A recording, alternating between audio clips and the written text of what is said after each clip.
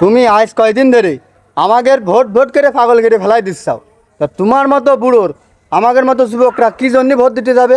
আমাদের মতো যুবকরা যুবকদের ভোট দেবে। না না, তোমার এই বুড়ো বয়সে পাগলামি করতে গেছ কিনা তাই কাউ দিন। রে এইটা পাকলিও এই জায়গায় না এখনো যুবক আছে।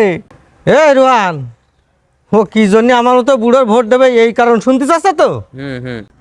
আমার ভোট দিলি এই যে তোগের মতো যে যুবকরা আছে না, এই কারোর আমি অবিবাহিত রাখবো না, সব কটারে বিয়ে দিয়ে দেবো।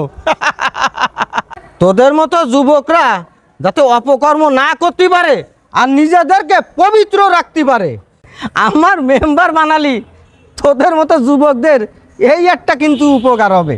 কোনো মেম্বারের কি সাধ্য আছে যে এরকম কাজ করে দেবে? যুবকরা যাতে নেশাগ্রস্ত না হতে পারে, মাদকের ভিতরে যাতে ডুবে না যেতে পারে, ওই যে মোবাইল গেম খেলে এই গেম যাতে না খেলতে পারে, ওই সেই জন্যই তোকে এই বিবাহ কাজটা করে দেবো আমি। এই কারণেই আমারে তোরা মেম্বার বানাবি। ওই দেখ তোকের মতো যুবকরা যারা খেলা করতেছে এদের আমার পক্ষে নিয়াই, আমি তোদের উপকার করব, আমার দ্বারা তোদের কল্যাণ হবে। আশা করি অকল্যাণ আমি কিছু করব না।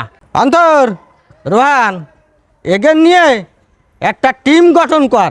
খেলা করতে যত সরঞ্জাম লাগে সব আমি দেবো।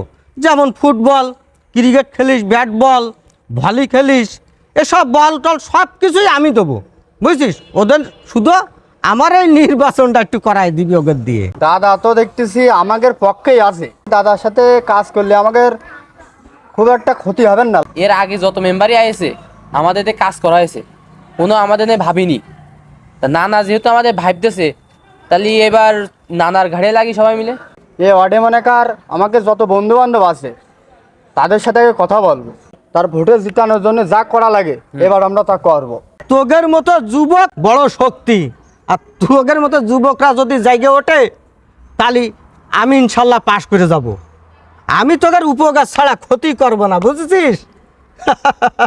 তোদের এই টিমের জন্য আমি কালকে দুটো বল দেবো, আর তোরা একটা লিস্ট কর যে কার কার বুট লাগবে, বুঝছিস? ওরা বুট পাই যে খেলা শিখতে হবে, খালি পাই যে খেলা করে মজা আছে? তোদের এই দুই টিমই প্লেয়ার কয়জন? 11 দুকোনি 22 জন।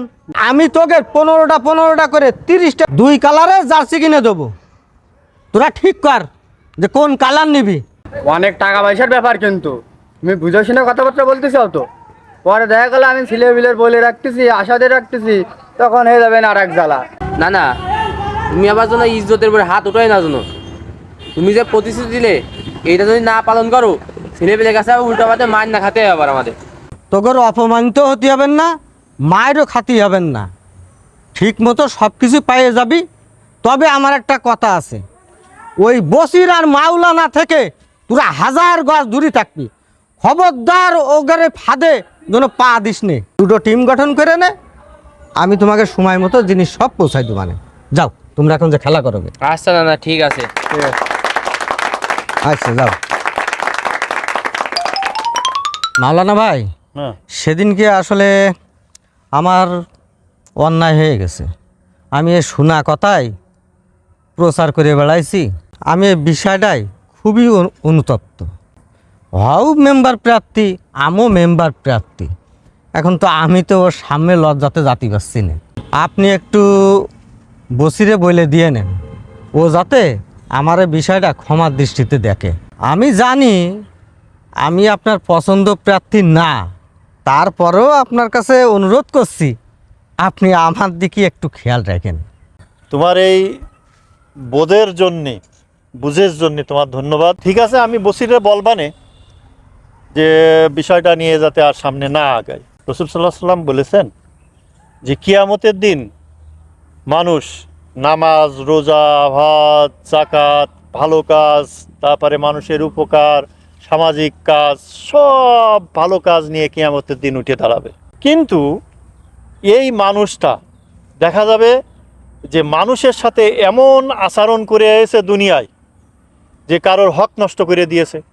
সে যে আল্লাহর কাছে বিচার দেবে যে ও আমার হক নষ্ট করেছে, তখন যে পরিমাণ হক নষ্ট করেছে ওই পরিমাণ সওয়াব তার ঘাড়ের থেকে নিয়ে তার ঘাড়ে দেবে।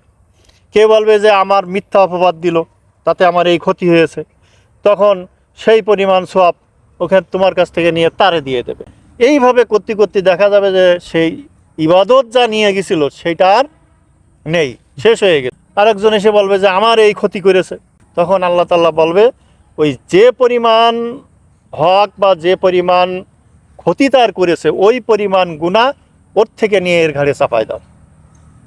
এই করতে করতে দেখা যাবে যে যে মানুষটা বেহেশতে যাচ্ছিল সেই মানুষটা দোজখে চলে যাচ্ছে। ইবাদতগুলো যাতে আমার থাকে, পরকালে যাতে এতে কেউ ভাগ বসাতে না পারে, সেই কাজটা দুনিয়ার থেকেই করে যেতে হবে। আর তা করতে গেলে কী করতে হবে? মানুষের সাথে ভালো ব্যবহার করতে, ভালো আচরণ করতে হবে, কারোর হক নষ্ট করা যাবে না, কারোর বিরুদ্ধে গীবত করা যাবে না, অপপ্রচার করা যাবে না, মিথ্যা অপবাদ দেওয়া যাবে না। এই ধরনের যত কাজবাজ আছে এগুলো থেকে আমাদের বিরত থাকতে হবে। তুমি মেম্বারিতে দাঁড়াইছো, তুমি যদি ভালো কাজ করো জনগণ তোমার ভোট দেবে, বসির যদি ভালো কাজ করে বসিরে দেবে। এ নিয়ে তো একজন আর একজনের বিরুদ্ধে কাদা ছুড়াছুড়ি করা, অপবাদ দেওয়া কোনো যুক্তি নেই। বসির কাজ করে যাবে, তুমি তোমার কাজ করে যাবা।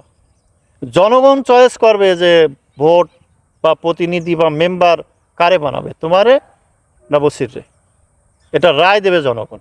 আপনার এই কথাগুলো আমার খুবই ভালো লেগেছে।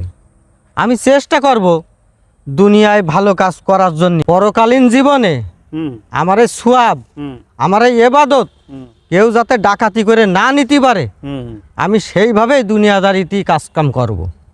ঠিক আছে, তাহলে আসি। তাহলে আসসালামু আলাইকুম, দোয়া করবেন। মসজিদে হবে এলান।